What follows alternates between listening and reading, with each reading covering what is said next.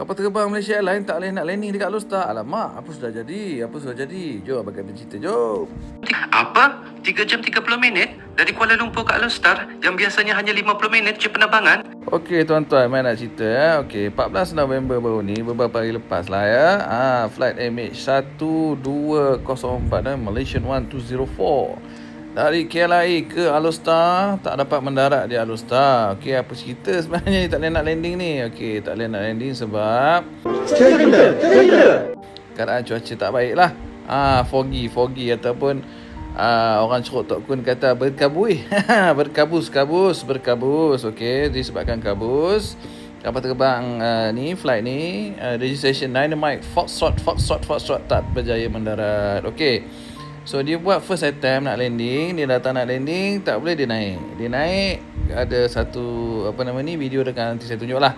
Dia pun holding sekejap, lepas tu dia cuba lagi sekali, tak berjaya juga. Jadi dia terpaksa divert. Dia divert ke Langkawi, status diverted to Langkawi. Okey. Kenapa dia divert ni? Dia divert sebab yalah bila dah buat attempt sepatutnya kita landing apa semua, minyak habis lah kan. Minyak habis. So minyak habis, dia pergi ke Langkawi, dia kena isi minyak. Dan dia kena tunggulah keadaan cuaca di Alor-Star tu bertambah baik, barulah boleh terbang balik ke Alor-Star. Okey. So total semua tu lebih kurang 3 jam 30 minit lah baru penumpang berjaya sebendarat sampai ke Alor-Star ni lah. Kapten pesawat ni memang saya kenal sangat, kawan saya pun. Kapten Firdaus. Alright, apa khabar bro? Okey, dan benda ni adalah prosedur normal, prosedur yang memang semua pilot actually praktikkan untuk keselamatan semua pihak. Keselamatan pilot, keselamatan anak kapal terbang, dan penumpang lah of course kan. Jadi kita tak nak apa-apa benda-benda buruk berlaku. Jadi the best thing is macam tu je lah. Kita cuba dulu, tak boleh dan kita divert. Banyak dah video saya cerita pasal benda-benda macam ni kan. Alhamdulillah, kudos to the captain, to the crew, berjaya mengawal keadaan dengan baik, melakukan diversion to Alor-Star dan seterusnya patah balik ke diversion ke Alor-Star divert ke Langkawi, dan dia patah balik ke Alor-Star lah. Dan biasanya kesinambungan daripada benda-benda macam ni bila berlaku adalah of course lah benda yang korang akan marah lah, semua orang tak suka, which is delay. Okay, what? Tapi kena faham lah kan, delay tu kenapa. Ni antara sebab-sebab dia lah. Kalau daripada pagi flight tu dah ada gangguan macam ni kan, gangguan tak boleh nak landing apa semua ni, bukan gangguan syaitan ni, bukan. Ni gangguan weather lah.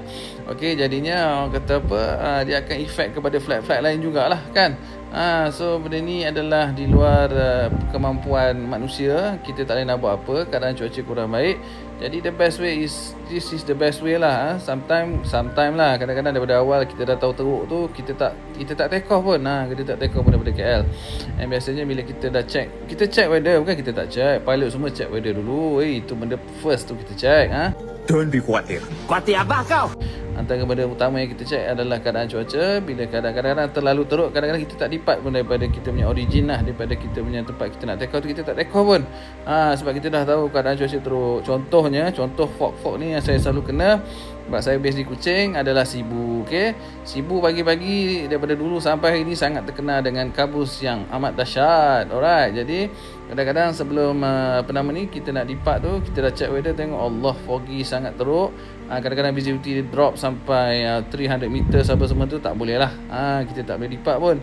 No point pun depart, sebab kalau kita depart, pada time kita sampai pun masih tak boleh nak mendarat. Jadi dah buang duit kan, cost apa semua kan. Jadi sometimes kadang-kadang macam tu kita tak depart pun. Kita tunggu dulu keadaan cuaca pertama baik, barulah kita terbang. Okay.